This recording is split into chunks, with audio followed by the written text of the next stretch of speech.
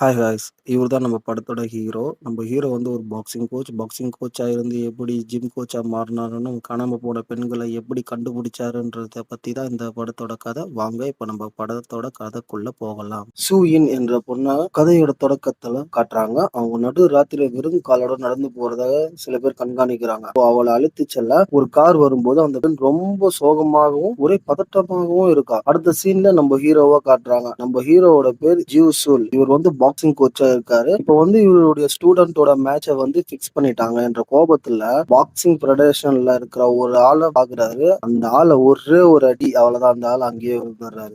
Boxing ஃபெடரேஷன்ல இருக்கிற ஆள் மேல கை வச்சதுனால இவரை பாக்ஸிங் கோச்சில இருந்து உடற்பயிற்சி கோச்சா மாத்துறாங்க. இப்போ இவர் ஒரு சின்ன கிராமத்துக்கு அனுப்பவும் முடிவு பண்றாங்க. நம்ம ஹீரோ வரும் வழியில அவருடைய கார் டயர் வந்து ரிப்பேர் ஆயிடுது. அதுக்கோசரம் டோக் பண்ற வண்டி வருமானு காத்துக்கிட்டு இருக்காரு. இப்போ நம்ம ஹீரோ நின்ன இடத்துல வந்து சில லேடிஸ் போட்டோ எல்லாம் இருக்கு. இதுல இருக்கிற லேடிஸ் எல்லாமே காணாம போனவங்க லிஸ்ட்ல இருக்காங்க.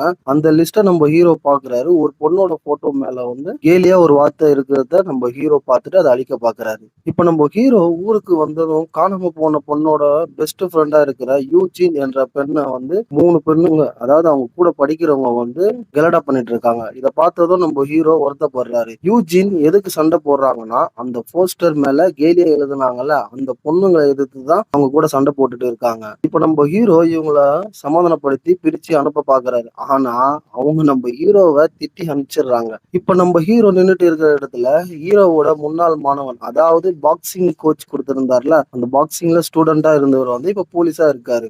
ஒரு மாஸ்டரை பார்த்த உடனே, மாஸ்டர் எப்போ வந்தீங்க, எப்படி இருக்கீங்க அப்படின்னு பேச ஆரம்பிக்கிறாரு. அவர் பேர் வந்து டாங் ஷூ. அடுத்த சீன்ல சூ யோன், அதாவது காணாம போன பொண்ணு, அவங்க பாட்டி கூட மட்டும்தான் வீட்டுல இருந்தாங்க. இப்போ அந்த இடத்துக்கு யூஜின் போறாங்க. இப்போ வீட்டுல இருக்கிற பாட்டி காணாம போன பேத்தி நினைப்பாலே இருக்காங்க. ஆனா யூஜின் அந்த பாட்டியை கவலைப்படாதீங்க பாட்டி, போலீஸ் ஸ்டேஷன்ல கம்ப்ளைண்ட் கொடுத்திருக்கோம், அவங்க நடவடிக்கை எடுப்பாங்க அப்படின்னு சொல்லி அவங்கள சமாதானப்படுத்துறாங்க. இப்போ யூஜின் நம்ம சூயோன் ரூம்குள்ள போறாங்க. அங்க வந்து காணாம போன நம்ம சூயோன் அவர்கள் ரூமுக்குள்ள பட்டாம்பூச்சியா வரைஞ்சிருக்காங்க. அதெல்லாம் பார்க்கும்போது அவங்களுக்கு பழைய ஞாபகங்கள்லாம் வருது. நம்ம யூஜினுக்கு இப்போ ஒரு ஞாபகம், சிவன் பார்ட் டைம் வேலையில இருந்து யூஜினுக்கு நினைவு வருது. மேலும் ஒரு விசிட்டிங் கார்டும் அவங்க கிட்ட இருக்குன்றத கண்டுபிடிக்கிறாங்க. இப்போ யூஜின் அவங்க வீட்டுக்கு திரும்ப வழியில் அவங்கள யாரும் ஃபாலோ பண்ற மாதிரி அவங்களுக்கு தோணுது. நல்ல வேலையா யூஜின் போற வழியில கரெக்டான டைமுக்கு ஒரு பஸ் வருது. பஸ் வந்து அந்த பஸ்ல வந்து ஏறிடுறாங்க. இப்போ பஸ் வந்தோன்னு ஏறிட்ட பிறகு பஸ்ல இருந்து பாக்குறாங்க வெளியே. ஆனா இருட்டுல அவன் முகம் சரியா தெரியல.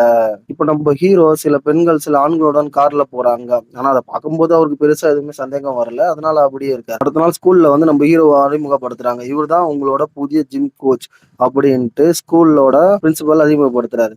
இப்போ ஸ்கூல் மாணவர்களிடம் மதிய உணவுக்கான தொகையை வந்து வசூலிக்கிற பொறுப்பை வந்து யார்கிட்ட கொடுக்கலான்ற நேரத்துல நம்ம ஹீரோ கிட்ட அந்த பொறுப்பை கொடுக்குறாங்க. யூஜின் ஸ்கூலுக்கு வராங்க. இப்போ நம்ம ஹீரோ வந்து யார் யார் லஞ்சுக்கு காசு கொடுக்கலையோ அவங்களெல்லாம் அவங்க நேம் எல்லாம் பாக்குறாரு. இப்போ நம்ம யூஜின் கிட்ட அதை பத்தி பேசுறாரு. ஆனா யூஜின் அதை எதுவும் பெருசா எடுத்துக்காம அங்க இருந்து கிளம்புறாங்க. இப்போ நம்ம ஹீரோ யூஜின் கிட்ட வந்து ஷியோன் பத்தி கேக்குறாரு. அதை கேட்ட உடனே நம்ம யூஜின் வந்து ரொம்ப கோவப்படுறான். ஒண்ணுமே புரியாம அப்படியே அவளையே பார்த்துட்டு இருக்காரு நம்ம ஹீரோ. அப்போ யூஜின் வந்து பர்மிஷன் வாங்காம ஷியோன் காணாம போன போஸ்டரை வந்து ஸ்கூல் போர்டுல ஒட்டிட்டு இருந்ததுனால அவங்கள திட்டுறாங்க. இப்போ நம்ம ஹீரோ வந்து ஸ்கூல்ல உள்ள போகும்போது யூஜின் ஸ்கூலுக்கு வராம அங்கிருந்து வெளியே எங்கேயோ போறாங்க. இதை நம்ம ஹீரோ கவனிக்கிறாரு. இப்போ யூஜின் என்ன பண்றாங்கன்னு நம்ம ஹீரோ பின்னாடியே போய் பாக்குறாரு. போய் பார்த்தாங்கன்னா காணாம போன ஃப்ரெண்ட் இருக்காங்களா, அவங்க போஸ்டரை வந்து அதிகமா கொண்டு போய் எல்லாருக்கிட்டையும் சேர்க்க முடிவு பண்றாங்க. இப்போ யூஜினை ஃபாலோ பண்ணி போன நம்ம ஹீரோ அங்க ஒரு கேம் விளையாடி அந்த கேம்ல வந்து ஒரு பொம்மையை வின் பண்றாரு. அடுத்த நாள் வந்து நம்ம ஹீரோவை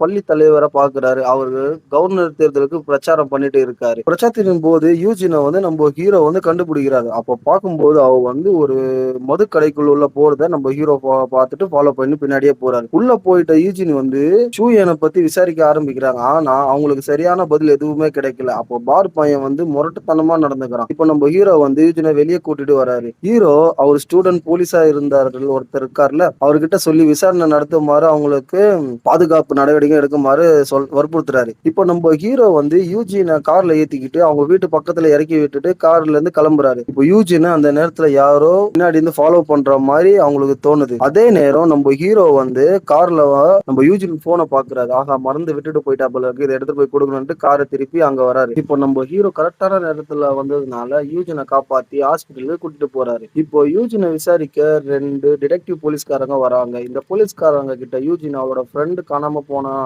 என்ன ஆயிடுச்சுன்னு அத பத்தி கேக்குறான். இந்த 2 போலீஸ்காரங்கள நாங்க விசாரிச்சுட்டு இருக்கோம் அப்படின்னு சொல்லி சும்மாவே ஒரு பதில அவங்க கிட்ட சொல்லிட்டு வேணும்னே அங்கிருந்து கிளம்புறாங்க. இப்ப இதெல்லாம் பார்த்துட்டு இருந்த நம்ம ஹீரோ என்ன பண்றாரு, அவர் ஸ்டூடெண்டா இருந்த போலீஸ்காரர் இருக்காருல்ல, அவர் பேர் வந்து டோங் ஷூ. அவர்கிட்ட இத பத்தி கேக்குறாரு. அதுக்கு அந்த போலீஸ்காரர் சொல்றாரு, பாதிக்கப்பட்டவங்க சைடுல இருந்து எந்த ஒரு கம்ப்ளைண்ட்டும் வரல சார். அதனால சட்டப்படி நடவடிக்கை எடுக்க முடியாது அப்படின்னு சொல்றாரு. இப்போ நம்ம ஹீரோ சோயன் அவங்களோட குடும்ப நிலைமை பத்தி அறிஞ்சுக்கிறாரு. சோயனுக்கு அப்பா அம்மா இல்ல, அவங்க பாட்டி கூட தான் இருக்காங்க. அதனால நம்ம தான் அவங்களுக்கு உதவணும் அப்படின்ட்டு நம்ம ஹீரோவே முன்ன வராரு உதவத்துக்கோசம். இப்போ ஹீரோ என்ன பண்றாரு, வழக்கு பதிவு செய்வதற்காக அவங்க பாட்டி கிட்ட கை நாட்டு வாங்கி அந்த ஃபார்மை வந்து போலீஸ்கார்ட்ட கொடுக்குறாரு. இப்போ நம்ம ஹீரோ ஸ்கூலுக்கு போயிட்டு இருக்கும்போது சிவனை பத்தி ஏதாவது தகவல் கிடைக்குமா என்று அதை சேகரிக்க பாக்குறாரு. நம்ம ஹீரோ வந்து விசாரிக்கும் போது அங்க இருக்கிற டீச்சர்ஸ் எல்லாமே சந்தேகமான முறையில் நடந்துக்கிறாங்க.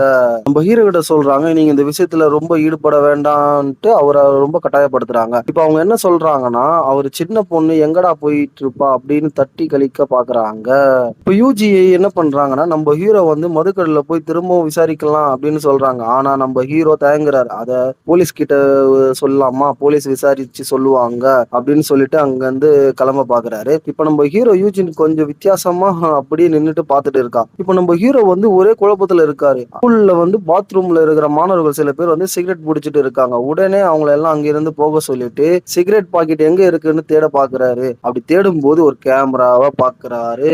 இப்ப அந்த கேமரா வச்சு ஏதாவது பண்ண முடியுமான்ட்டு நம்ம ஹீரோ வந்து முயற்சி பண்றாரு. அப்படி இந்த கேமராவை யாரு வச்சதுன்ட்டு பார்க்கும்போது அந்த கேமரா வச்ச ஒரு ஃபேஸ் வந்து அந்த கேமரால இருக்கு. அவர் யாருன்னா அந்த ஸ்கூல்ல வேலை செய்யற ஒரு டீச்சர். இப்போ இந்த ஸ்பை கேமரா வச்சு ஏதாவது பண்ண முடியுமா அப்படின்னு பார்க்கும்போது ஸ்கூலோட பேர் கெட்டு போயிடும். அதனால இதை கொஞ்சம் பொறுமையா கையாளலாம், அதுக்கப்புறமா பிரின்சிபல் கிட்ட சொல்லலான்ட்டு ஒரு முடிவுக்கு வராரு. இப்போ இந்த கேமரா ஆராயும் போது அதில் ஜி சங் அப்படின்ற ஒரு ஆசிரியர் பேர் அடிப்படுது. உடனே அந்த ஆசிரியருடைய லேப்டாப் வந்து செக் பண்ணி பாக்குறாரு. இப்போ நம்ம ஹீரோ தேவையான டீட்டெயில் எல்லாமே அதுல இருந்து கிடைக்குது. இப்போ அந்த டீச்சர் வந்து யூ சின்ன வந்து சந்திக்க ஏற்பாடு பண்ணியிருக்காரு அப்படின்ற செய்தியும் நம்ம லேப்டாப்ல இருக்கிறத நம்ம ஹீரோ பாக்குறாரு. மேலும் காணாம போன அந்த நைட்டு சூயன் கூட இந்த டீச்சர் கூட தான் இருந்தாங்கன்ற விஷயமும் நம்ம ஹீரோக்கு தெரிய வருது.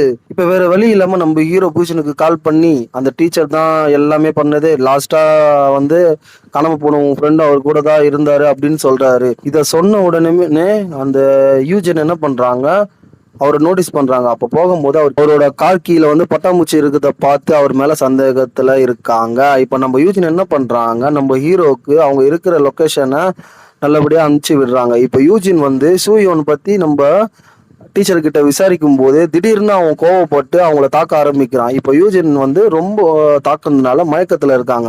அவங்க மயக்கத்துல இருந்து தெளிஞ்சு பார்க்கும்போது அவங்க வாயில வந்து டேப் போட்டு இருக்கிறத பாக்குறாங்க. அதே நேரம் இவங்க பக்கத்துல சியூயோனோட போன் இருக்கத்தையும் பாக்குறாங்க. இப்போ அந்த டீச்சர் ஜிஷாங் வந்து அவகிட்ட சொல்றான், சியூயோன் காணாம போனதுல எனக்கு எந்த சம்பந்தமும் இல்லை அப்படின்னு சொல்ல முயற்சிக்கிறான்.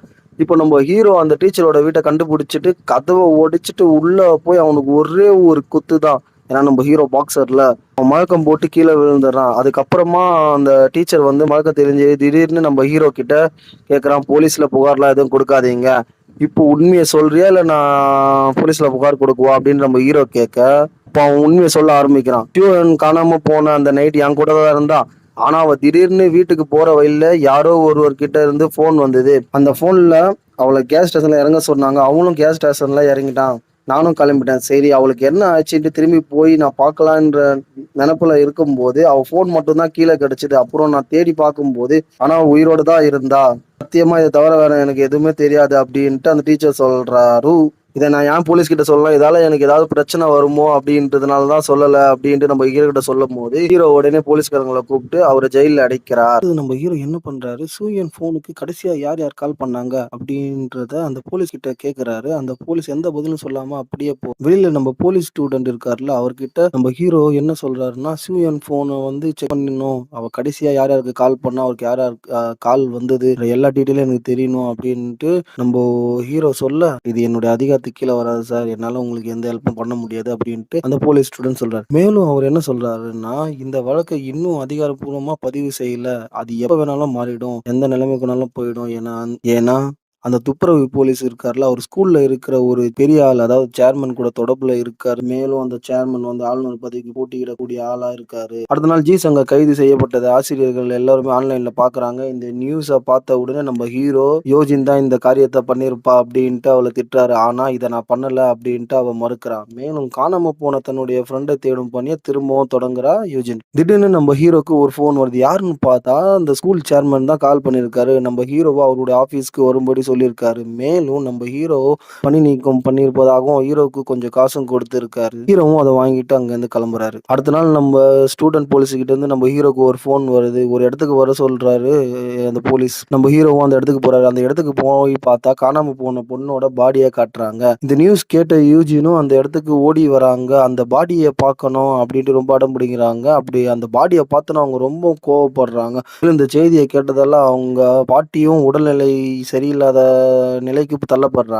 உடனே அவங்களையும் ஹாஸ்பிட்டல்ல இப்ப சேர்க்குறாங்க. இதெல்லாம் பார்த்த நம்ம ஹீரோ இதுக்கு பின்னாடி யார் இருக்காங்கன்னு நம்ம கண்டுபிடிச்சே ஆகணும் அப்படின்னு உறுதியா இருக்காரு. மேலும் அந்த போலீஸ்கார் இருக்கார்ல, அவரும் என்ன பண்றாரு, இந்த நிகழ்வெல்லாம் பார்த்துட்டு மனம் உருகி இவங்களுக்கு உதவலான்ட்டு முன் வராரு. இப்ப நம்ம போலீஸ் ஸ்டூடண்ட் என்ன பண்றாரு, அவரோட ஃபோன எடுத்து ரிப்பேர் பண்ணி அதுல என்னென்ன இருக்கு அப்படின்ட்டு பார்க்குறாரு. இப்ப நம்ம ஹீரோவுக்கு கால் பண்ணி, பார் உரிமையாளர் தான் அன்னைக்கு இவளுக்கு கால் பண்ணி கூப்பிட்டு இருக்காரு. அவங்க வேலை செய்யற ஒரு பொண்ணுகிட்டயும் இவங்க பேசிட்டு இருக்காங்க கடைசியா.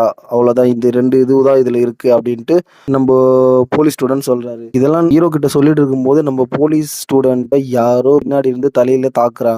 ஒரு அடி வாங்கி அங்கேயே மழுங்கி விழுறாரு. இப்ப நம்ம ஹீரோ அந்த பார்ல வேலை செய்யற பொண்ண வந்து தேடுறாரு. அந்த பொண்ணு தேடி கண்டுபிடிச்சோம். அந்த பொண்ணு சொல்றாங்க, ஷியூயோன் வந்து பார்ல ஒரு பாடகியா வேலை செஞ்சுட்டு இருந்தாங்க என்பதையும், ஒரு நாள் அவளோட பாட்டிக்கு உடம்பு சரியில்ல அப்படின்று ஒரு ஃபோன் வந்தது. உடனே அவ பாஸ் கிட்ட சொல்லிட்டு வெளிய போகணும்னு கேட்டுட்டு இருந்தா. அப்போ அந்த பாஸ் இவள பார்த்த உடனே இவரு நம்ம ஸ்கூல்ல படிக்கிற ஒரு ஸ்டூடண்ட் என்பத உணர்றாரு. திடீர்னு அந்த கெஸ்ட் ஒருத்தர் வந்து ஷியூயான ஒரு ரூம்குள்ள கூட்டிட்டு போறாரு. இப்போ அவ என்ன பண்றா, அவங்கள வந்து தாக்கிட்டு அங்கிருந்து தப்பிச்சு ஓட பார்க்கறா. இத உணர்ந்த சேர்மேன் அவளுக்கு கால் பண்ணி கேஸ் ஸ்டேஷன்லயே வெயிட் பண்ணு அப்படின்னு சொல்லியிருக்காரு. இதெல்லாம் அந்த லேடி சொல்லிட்டு இருக்கும்போதே பார் ஓனரும் அங்க வேலை செய்யறவங்களும் நம்ம ஹீரோவ தாக்க வராங்க. நம்ம ஹீரோ தான் பாக்ஸர் ஆச்சே, அவருக்கு தெரிஞ்ச ஸ்டைல்ல சும்மா அடிச்சு துவம்சம் பண்ணி எல்லாரையும் பறக்க விட்டுட்டே இருக்காரு. இப்ப நம்ம ஹீரோ அந்த பார் உரிமையாளர்கிட்ட கேட்குறாரு, "அவள யார் கொன்னது? நீ தானே?" அப்படின்னு கேட்கும்போது அவன் சொல்றான், "நான் அவள கொல்லல. நான் போகும்போதே ஒருத்தன் அவன் கழுத்த நெரிச்சுட்டு இருந்தான். அவன் யாருன்னு பார்த்தா அவன் தான் ஜியூஷிங். அவன் தான் சேர்மனோட பையன்." அப்படின்னு பார் ஓனர் நம்ம ஹீரோ கிட்ட எல்லாத்தையும் சொல்லிடுறாரு. இதற்கு இடையில இப்ப என்ன நடக்குதுன்னா, நம்ப யூஜின வந்து அந்த சேர்மனோட பையன் ஜீஷாங் வந்து ஹாஸ்பிட்டல்லேருந்து கடத்திடுறான். இப்ப நம்ம ஹீரோக்கு ஒரு ஃபோன் வருது. அதுல அந்த போலீஸ் ஸ்டூடண்ட் என்ன சொல்றான்னா, "நேற்று இரவு தான் ஜூஷங் ரிலீஸ் ஆயிட்டான்" அப்படின்னு சோகமா சொல்றாரு. இத கேட்டு நம்ம ஹீரோ உடனே யூஜினுக்கு ஃபோன் பண்றாரு. ஃபோன் பண்ணா அவளோட அம்மா எடுக்குறாங்க. அவ ஹாஸ்பிட்டல்ல இல்லையே அப்படின்னு சொல்றாங்க. உடனே நம்ம ஹீரோவுக்கு ஸ்ட்ரைக் ஆகுது. அப்போ அவள ஜீஷாங் தான் கடத்தியிருப்பான்ட்டு அவனுடைய வீட்டுக்கு வண்டிய விடுறாரு. அங்க அங்க போனா வேற ஒரு அட்ரஸ் இருக்கு. அத பாக்குற இந்த பக்கம் வந்து நம்ம சேர்மனோட பையன் ஜி ஷுங் வந்து நம்ம யூஜின கொடுமைப்படுத்திட்டு இருக்கான். சவுண்ட் கேட்டு சேர்மன் உள்ள வந்து அவள தாக்குறாரு. "உன்னால தான்டா என் பேர் கெட்டு போகுது" அப்படின்ட்டு திரும்பவும் அடிக்கிறாரு. மேலும் இப்ப சேர்மன் வந்து ஒரு விஷயத்த வந்து சொல்றாரு. ஷியோயன் வந்து அந்த கேஸ் சென்டர்ல உயிரோட தான் இருந்தா. அவளுக்கு எல்லா விஷயமும் தெரிஞ்சிச்சு. அதனால தான் நான் அவள கொன்னுட்டேன். "உன்னால தான்டா எனக்கு இவ்வளவு பிரச்சனை" அப்படின்ட்டு அவன திட்டிட்டு அங்கிருந்து கிளம்புறாரு. இது எல்லாத்தையும் சுயநினைவுக்கு திரும்பிய ஜீவன் வந்து கேட்டுடுறான். இப்ப யூஜின் வந்து வேற ரூம்ல இருக்கான். இவங்க 2 பேரும் வேற ரூம்ல பேசிட்டு இருந்தாங்க. இப்ப அவன் வந்து யூஜின் ரூமுக்கு வரும்போது அவன் என்ன பண்றான், அவனுடைய கண்ல வந்து ஒரு ஸ்ப்ரேவ அடிச்சுட்டு அங்கிருந்து தப்பிக்க பார்க்குறான். ஆனா எல்லா கதவும் லாக் ஆயிட்டு இருக்கிறதுனால அவளால எந்த இடத்துக்கும் இன்னும் தப்பிச்சு ஓட முடியல. உடனே என்ன பண்றான், ஒரு இடத்துல போய் ஒளிஞ்சுக்கிறான். இத தெரிஞ்ச அந்த சேர்மனோட பையன் வந்து என்ன பண்றான், மேல இருக்கிற கிளாஸ் எல்லாத்தையும் உடைச்சிடுறான். உடைச்சுட்டு அவன் எப்படி தப்பிக்கிறான்னு பார்க்கலான்னும்போது, அவளும் அந்த கிளாஸ்ல நடக்கும்போது காயமடைஞ்சு கீழ விழுந்துடுறான். இப்போ அவ அலர்ற சத்தம் வந்து நம்ம ஹீரோ காதுல கேட்குது. உடனே நம்ம ஹீரோ என்ன பண்றாரு, கதவ உடைச்சு உள்ள வந்து அவன அடி அடின்னு அடிக்கிறாரு. இப்போ நம்ம ஹீரோ என்ன பண்றாரு, யூஜின் ஹாஸ்பிட்டலுக்கு கூட்டிட்டு போறாரு. கூட்டிட்டு போற வழியில வந்து அந்த சேர்மன் வந்து எலக்ஷன்ல ஜெயிச்சுட்டாரு அப்படின்ற நியூஸ் வந்து அவர் டிஸ்ப்ளேல பார்க்குறாரு. அதுக்கப்புறமா யூஜின வந்து ஹாஸ்பிட்டல்ல சேர்க்குறாரு. ஹாஸ்பிட்டல் டிவில வந்து அந்த சேர்மன் வந்து ஜெயிச்சத செலிப்ரேட் பண்றத பார்த்துட்டு இருக்கிறாரு நம்ம ஹீரோ. இவன ஒரு வழி பண்ணியே பண்ணியே ஆவணும் எப்படியாவது அப்படின்ட்டு முடிவு பண்ணிட்டு, சேர்மேன் போற கார வந்து நம்ம ஹீரோவோட கார வச்சு இடிச்சு, இந்த நேரத்துல நம்ம ஹீரோ அவருடைய கண்ட்ரோல இழந்து அங்க இருக்கிறவங்க எல்லாரையும் தாக்குறாரு. கொய்யால வாங்கடா அப்படின்ட்டு சரியான அடி இருக்காரு. அதே நேரத்துல போலீஸ்காரங்களும் அங்க வராங்க. அடுத்த நாள் காலையில நியூஸ் வந்து பரவ ஆரம்பிக்குது. இது மாதிரி ஜி ஷங்கும் அவரோட அப்பாவும் ஒரு கொலை வழக்குல கைது பண்ணியிருக்காங்க அப்படின்னும் இப்போ ஆட்டோமேட்டிக்காகவே நம்ம சேர்மேன் ஜெயிச்ச அந்த கவர்னர் பதவி அவர்கிட்ட இருந்து புடுங்கப்படுதோ அப்படின்ட்டு நியூஸ் வந்து எல்லா இடத்துலயும் ஸ்ப்ரெட் ஆகிட்டே இருக்கு. இப்போ நம்ம ஹீரோ இந்த டவுனை விட்டு போக வேண்டிய நேரம் வந்துடுச்சு. உடனே அவர் இந்த டவுனை விட்டு போகும்போது யூஜினுக்கு அவர் ஃபர்ஸ்ட் கேம்ல ஜெயிச்சார்ல ஒரு பொம்மை, அந்த பொம்மை பரிசா கொடுத்துட்டு அந்த இடத்த விட்டு அங்க இருந்து நம்ம ஹீரோ கிளம்புறாரு.